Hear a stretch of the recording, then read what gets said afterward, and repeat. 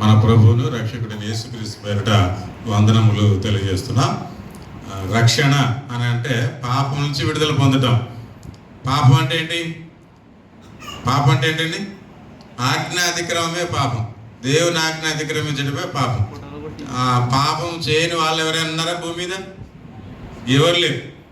మరి పాపముతోనే చనిపోతే మన పరిస్థితి ఏంటి? పాపం వలన వచ్చే జీతము మరణం నుండి తప్పించుకోవడానికి మనలో ప్రతి ఒక్కరూ బాప్తిస్మం పొందవలసిందే. బాప్తిస్మం అనే మాటకు ముంచుట, పాతి పెట్టుట అని అర్థం. బాప్తిస్మం ద్వారా మన పాపములు క్షమించబడతాయి. యేసుప్రభు చెప్పాడు, నమ్మి బాప్తిస్మం పొందినవాడు రక్షింపబడతాడు. ఎక్కడి నుంచి రక్షించబడతాం? పాపముల నుండి రక్షించబడతాం. ఆయన రక్షకుడు. యేసు అంటే అర్థం రక్షకుడు. ఆయన రక్షకుడు. ఆయన మనల్ని రక్షిస్తాడు కనుక ఆయన మాటలు వినాలి, విశ్వాసం ఉంచాలి. ఎందుకు విశ్వాసం అవసరమా? విశ్వాసం ఎందుకు? విశ్వాసం లేకుండా దేవునికి ఇష్టడైండుట అసాధ్యం కనుక దేవుని మాటలు వినాలి, విశ్వాసం ఉంచాలి. తర్వాత ఏం చేయాలి? మన పాపం విషయమై మారు మనసు పొందాలి.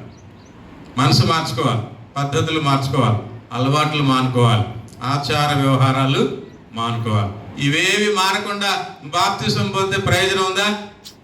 లేదు. దేవుని వాక్యం వినాలి, నువ్వు విశ్వాసం ఉంచాలి, పాపాల విషయమై మారు మనసు పొందాలి. తర్వాత ఏం చేయాలి? మనకున్న విశ్వాసమును నోటితో ఒప్పుకోవాలి బహిరంగంగా. మనుషులు ఎవడైతే ఒప్పుకుంటాడో పరలోకమందున్న తండ్రి ఎదుట నేను వారిని ఒప్పుకుంటాను. ఇక్కడ ఒప్పుకోలేదనుకో, అక్కడ కూడా ఆయన ఒప్పుకోడు. నువ్వు ఎవడో నాకు తెలియదు అంటాడు. అందుకని వినాలి, విశ్వాసం ఉంచాలి, మారు మనసు పొందాలి, మన విశ్వాసం నోటితో ఒప్పుకోవాలి. ఐదవదిగా పాప క్షమాపణ కొరకు బాప్తిసం పొందాలి. బాప్తిసం ఎందుకు కొరకు? పాప క్షమాపణ కొరకు. సో ఇక్కడ ఎవరైనా రక్షణ పొందకుండా ఉన్నట్లయితే ఇదే మిక్కిలి అనుకూలమైన సమయం, ఇదే రక్షణ దినం. బాప్తిసం పొంది రక్షణ పొంది దేవుని పిల్లలై దేవుని సన్నిధికి చేరడానికి సిద్ధపడాలని మనవి. ప్రార్థన చేసుకుందాం. సర్వశక్తి మిక్కిలి కనికరము గల పరలోకపు తండ్రి, పరిశుద్ధుడా, మీ మహోన్నత నామమునకు కృతజ్ఞత చెల్లిస్తున్నాం. ఈ మధ్యాహ్నం వేళ ఏర్పాటు చేయబడిన ఈ ప్రత్యేక కార్యక్రమం బట్టి మీకు స్తోత్రములు. ఇప్పటి వరకు మీ వాక్యము ద్వారా మాతో మాట్లాడినందుకు స్తోత్రం తండ్రి.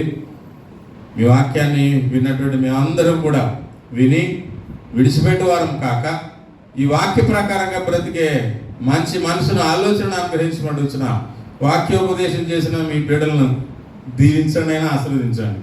విన్నటువంటి బిడ్డలందరూ కూడా విని విశ్వసించి మారు మనసు పొంది తమ విశ్వాసమును నోటితో ఒప్పుకొని పాప క్షమాపణ కొరకు బాప్తిసం పొంది రక్షణ భాగ్యాన్ని పొందడానికి మీరు సహాయం చేయండి.